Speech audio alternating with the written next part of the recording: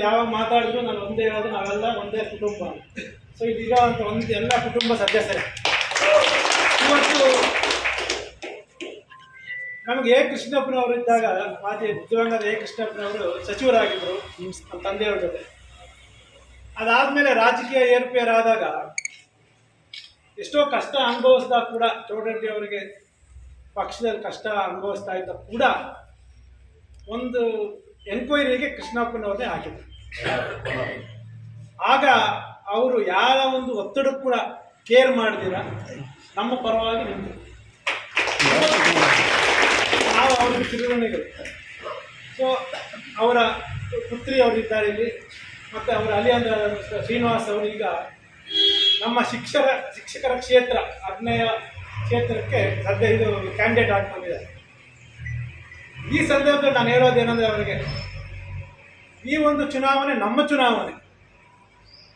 ನಾವು ಎಷ್ಟು ಶ್ರದ್ಧೆ ಅಕ್ಕರೆಯಿಂದ ನಮ್ಮ ಚುನಾವಣೆ ನಾವು ಸ್ಪರ್ಧೆ ಮಾಡ್ತೀವೋ, ಅಷ್ಟೇ ಅಕ್ಕರೆ ಜವಾಬ್ದಾರಿಯಿಂದ ಈ ಚುನಾವಣೆ ಕೂಡ ನಾವು ಶ್ರಮಪಟ್ಟು ನಮ್ಮ ಶ್ರೀನಿವಾಸ್ ಅವರಿಗೆ ನಮ್ಮ ತಾಲೂಕಿನಿಂದ ಮತ್ತು ನಮ್ಮ ಜಿಲ್ಲೆಯಿಂದ ಅತಿ ಹೆಚ್ಚಿನ ಮತಗಳು ಬರೋ ಥರ ನಾವು ಶ್ರಮ ಪಡ್ತೀವಿ ಅಂತೇಳಿ ನಿಮ್ಮೆಲ್ಲರಿಂದ ಮಾಡ್ತೇವೆ.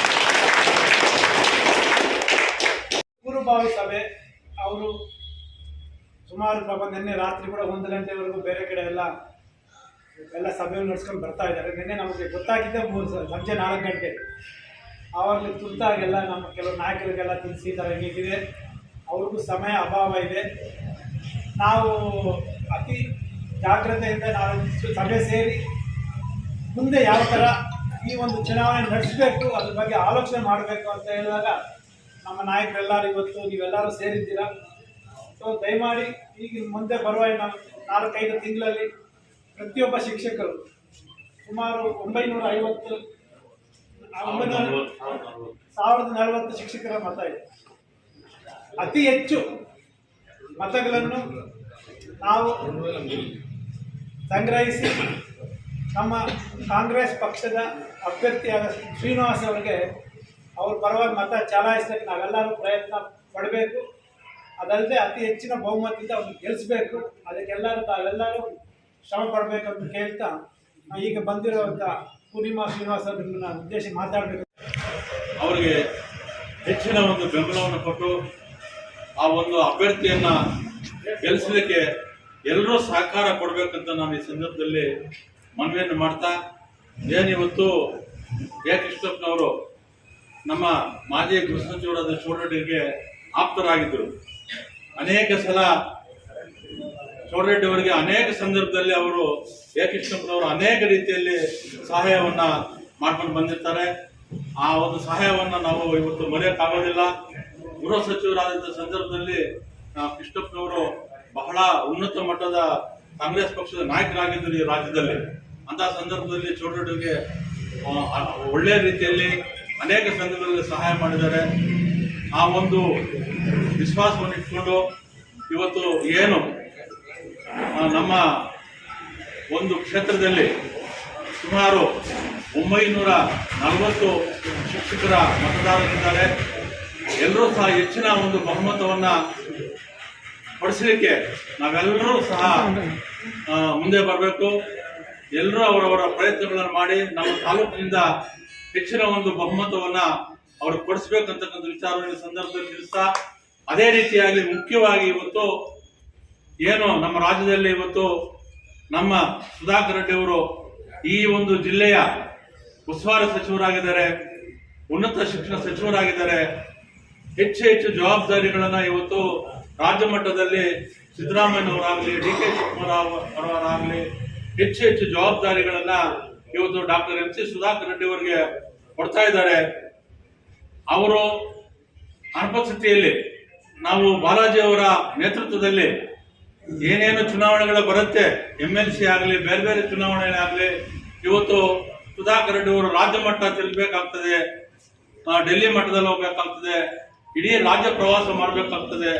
ಆದ್ರಿಂದ ನಾವು ಯಾವ ರೀತಿ ಅವರಿಗೆ ಬೆಂಬಲ ಕೊಟ್ಟು ಸುಮಾರು 4-5 ತಿಂಗಳು ಕಷ್ಟಪಟ್ಟು ಪ್ರತಿಯೊಬ್ಬರು ಕಷ್ಟಪಟ್ಟು ಸುಮಾರು 30,000 ಓಟುಗಳ ಅಂತರದಿಂದ ನಾವು ಅವರನ್ನು ಗೆಲ್ಲಿಸಿದ್ದೀವಿ. ಅದೇ ಒಂದು ಹೆಸರನ್ನ ಇವತ್ತು ಇಡೀ ರಾಜ್ಯದಲ್ಲಿ ಅವರು ಹೆಸರು ಗಳಿಸ್ತಾ ಇದ್ದಾರೆ. ಅದಕ್ಕೆ ನಾವು ಎಲ್ಲಾ ರೀತಿಯಲ್ಲಿ ಡಾಕ್ಟರ್ ಎಂ ಸಿ ಸುಧಾಕರ್ ಅವರಿಗೆ ಸಹಕಾರವನ್ನು ನೀಡಬೇಕು. ಅವರಿಗೆ ಮುಖ್ಯವಾಗಿ ಟೈಮಿನ ಅಭಾವ ಇದೆ.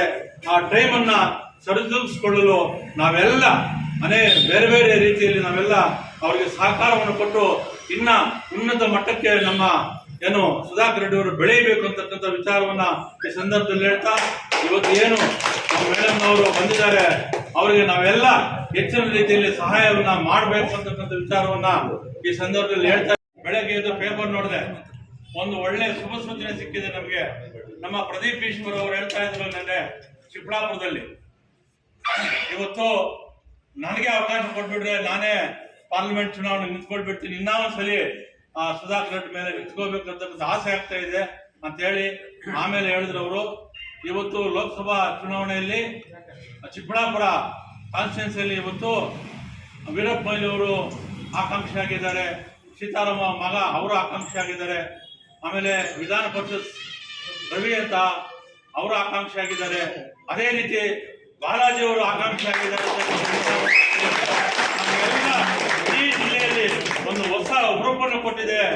ಅವ್ರಿಗೇನಾದ್ರೂ ನಮ್ಮ ಪಕ್ಷ ಗುರುತಿಸಿ ಅವರಿಗೆ ಆ ಒಂದು ಪಾರ್ಲಿಮೆಂಟ್ ಸ್ಥಾನವನ್ನು ಕೊಟ್ಟರೆ ಇಡೀ ಜಿಲ್ಲೆಯಲ್ಲಿ 2 ಜಿಲ್ಲೆಗಳಲ್ಲಿ ಕಾಂಗ್ರೆಸ್ ಪಕ್ಷವನ್ನ ನಾವೆಲ್ಲ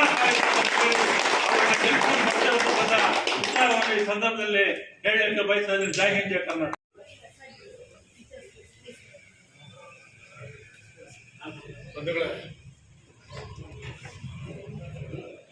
ಮತ್ತು SC ST ಘಟಕದ ಎಲ್ಲ ಅಧ್ಯಕ್ಷರು ಮತ್ತು ಎಲ್ಲ ನಮ್ಮ ಪ್ರೆಸಿಡೆಂಟು, ಇನ್ನು ನಿರ್ವಹಿಸತಕ್ಕಂಥ ಎಲ್ಲ ಕಾಂಗ್ರೆಸ್ ಕಾರ್ಯಕರ್ತರೇ ಮತ್ತು ಮಾಧ್ಯಮ ಮಿತ್ರರೇ ಮತ್ತು ಎಲ್ಲ ಶಿಕ್ಷಕ